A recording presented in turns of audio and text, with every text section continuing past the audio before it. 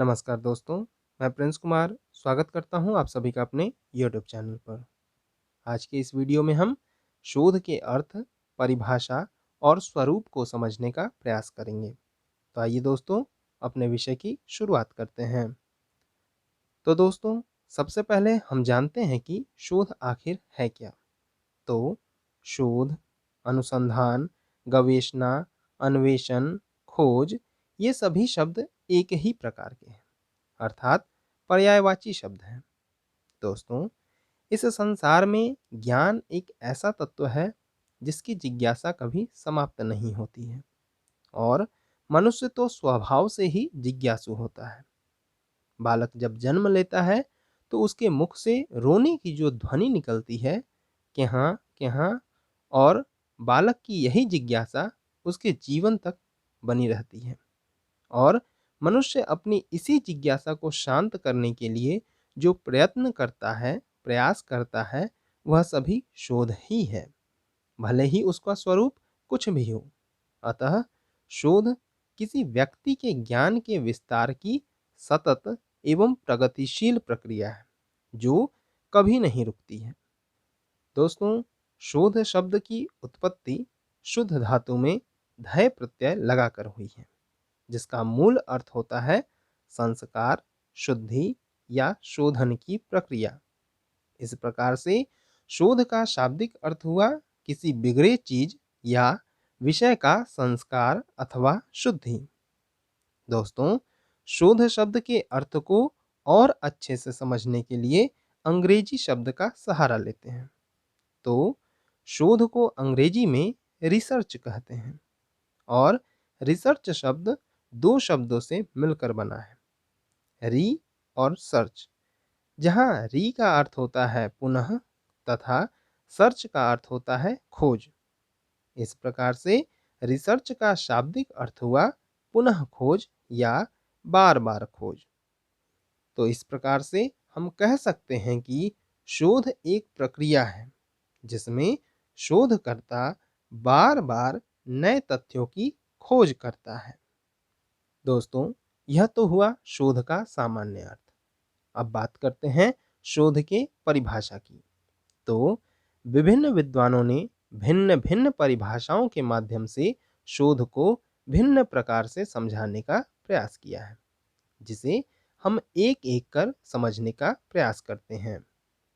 तो S N Ganesan लिखते हैं कि अनुसंधान अथवा शोध उस प्रक्रिया या कार्य का नाम है जिसमें बोधपूर्वक प्रयत्न से तथ्यों का संकलन कर सूक्ष्मग्राही एवं विवेचक बुद्धि से उनका अवलोकन विश्लेषण करके नए तथ्यों या सिद्धांतों का उद्घाटन किया जाता है।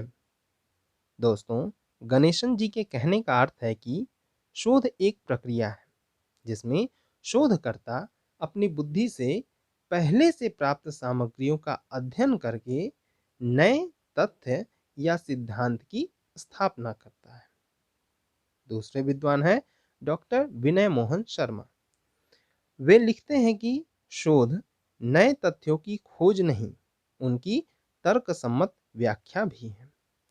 अर्थात शोध में शोधार्थी केवल नए तथ्यों या सिद्धांतों की केवल खोज ही नहीं करता है, बल्कि उन तथ्यों या सिद्धांतों को तर्क की सत्यता की कसौटी पर परखता भी है और उनकी व्याख्या भी करता है।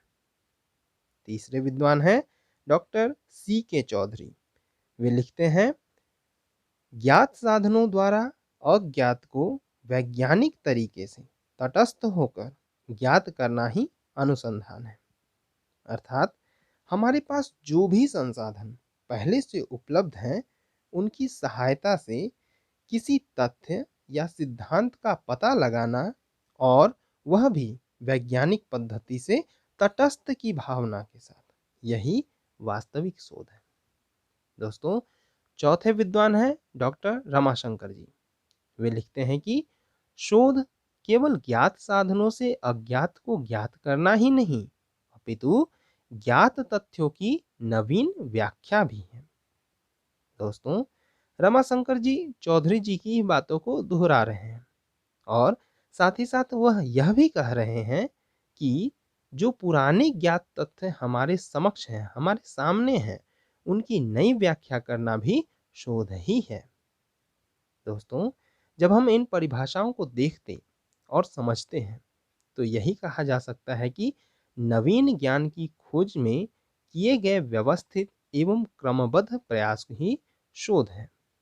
चूंकि शोध में वैज्ञानिक पद्धति का प्रयोग किया जाता है, जिससे इसका निष्कर्ष अधिक प्रामाणिक एवं विश्वसनीय होता है। तो दोस्तों, इस प्रकार से हमारा यह विषय यहीं समाप्त होता है। आपको यह विषय कैसा लगा, कृपया कमेंट में अवश्य बताएं। तो फिर शीघ्र ही मिलते हैं एक नए विषय के साथ। तब तक के लिए नमस्कार, धन्यवाद।